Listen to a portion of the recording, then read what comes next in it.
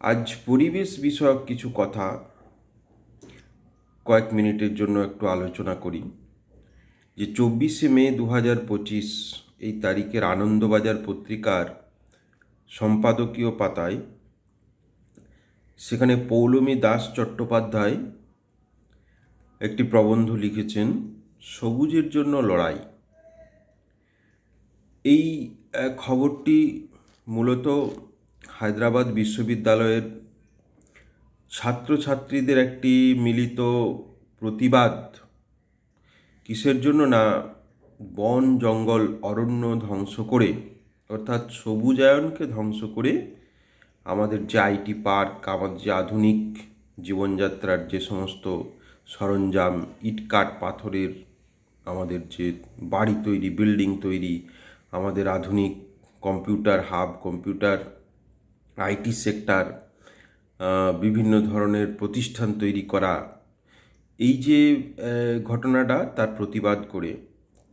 তো যেটুকু এখানে সুন্দরভাবে যে পয়েন্টটা তুলে ধরা হয়েছে সেটা হচ্ছে যে মূলত আমরা ভাবি যে অরণ্য আমাদের কতটা আছে, না আমাদের দেশের অরণ্যের যে শতাংশ সেটা কি বাড়ছে কি কমছে। তো এখানে একটা ভারত সরকারের নিশ্চয় একটা সার্ভে হয়, যে সার্ভেতে প্রত্যেক বছর আমাদের অরণ্য বাড়ছে কি কমছে, অর্থাৎ সবুজ, আমাদের দেশের যে সবুজ, সেই সবুজের অংশ বাড়ছে না কমছে, তার একটা পার্সেন্টেজ সেখান থেকে পাওয়া যায়। সেটা হচ্ছে ইন্ডিয়ার স্টেট অফ ফরেস্ট রিপোর্ট।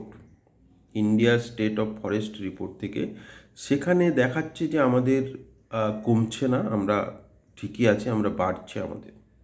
কিন্তু এই কাঞ্চা গাছি বলি বলে যে জায়গাটা, এখানে দেখা যাচ্ছে যে কোর্টে কেস পর্যন্ত হয়েছে এবং তাতে এই তারাই জিতেছে। অর্থাৎ হায়দ্রাবাদ ইউনিভার্সিটি লাগোয়া যে 400 একরের একটা জমি আছে, সেই জমিতে ন্যাচারাল অর্থাৎ প্রাকৃতিকভাবে তৈরি হওয়া কিছু অরণ্য আছে, সবুজ আছে, সেই সবুজ নিয়ে তাদের লড়াই, এবং সেটা একটা আইটি হাব তৈরি করার পথে তারা এগোচ্ছিল। কিন্তু মূল কথা যেটা হলো যে আমরা প্রতি বছর বলি যে অরণ্য আমাদের বাড়ছে কি কমছে, আমাদের সবুজায়ন বাড়ছে কি কমছে, যেটা খুবই চিন্তার বিষয়। আমরা জানি যে প্রাকৃতিকভাবে তৈরি অরণ্য এবং পরিকল্পিতভাবে সৃষ্টি অরণ্য,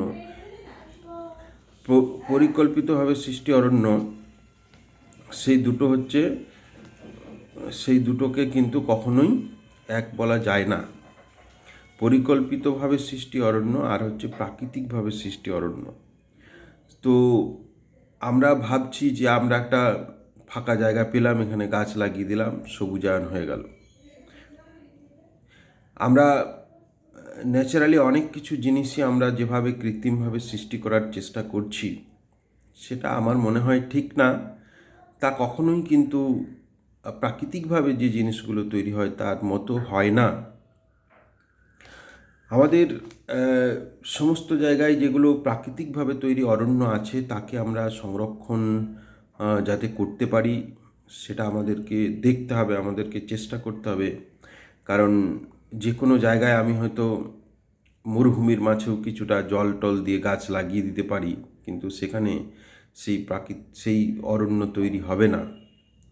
অতএব সবুজায়ন যেটা আমরা দেখতে পাচ্ছি, দেখাচ্ছে আমাদের গভর্নমেন্ট থেকে অনেক সময় দেখাচ্ছে যে আমরা এত গাছ লাগিয়েছি, এত কিছু করেছি, কিন্তু প্রাকৃতিকভাবে সৃষ্টি অরণ্যকে ধ্বংস করে কখনোই পরিকল্পিত অরণ্য দিয়ে তার মেকআপ করা যায় না।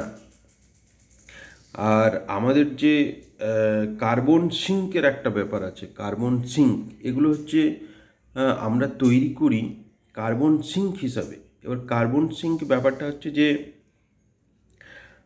একটা বিশেষ অঞ্চল যেখান থেকে পরিবেশে যে পরিমাণ কার্বন যুক্ত হয় তার থেকে বেশি কার্বন শোষিত হবে, এরকম একটা প্রসেস করার জন্য সেখানে কিছু সবুজায়নের দরকার হয়। কোনো জায়গায় হয়তো ইন্ডাস্ট্রি হলো, ইন্ডাস্ট্রির চারপাশে কিছু গাছ, কিছু সবুজ, আমরা সবুজায়ন তৈরি করলাম, যাতে আমাদের কার্বন সিঙ্ক অর্থাৎ কার্বন যেটা প্রডিউস হচ্ছে সেটা শোষিত হয় সেখানে। এগুলো আমাদের সবই পরিকল্পিত, কিন্তু প্রাকৃতিক উপায়ে সৃষ্টি যে অরণ্য সবুজ, সেখানে আমাদের যে বিভিন্ন ধরনের পাখি পশু আমাদের স্বাভাবিকভাবে যেভাবে তৈরি হয়, তারা যেভাবে থাকে, সেগুলোকে নষ্ট না করাই আমার মনে হয় শ্রেয়। তো আমরা এই সবুজায়ন নিয়ে আমাদের এখন ভাবতে হবে। তো নতুন করে ভাবতে হবে যে সবুজায়ন ব্যাপারটা কিন্তু ওরকম ব্যাপার না যে গাছ লাগিয়ে দিলাম, আমরা জল দিয়ে দিলাম, সেই গাছ অনেক সময় থাকেও না, কিছু বছর পরে মারাও যায়। যেখানে সেখানে গাছ লাগানো, এগুলো কিন্তু যে এগুলোর মাধ্যমে সবুজায়ন ঠিকঠাক করা যাবে তা না। পরিকল্পিতভাবে করা হলেও প্রাকৃতিকভাবে সৃষ্টি অরণ্যের কিন্তু বিকল্প নেই।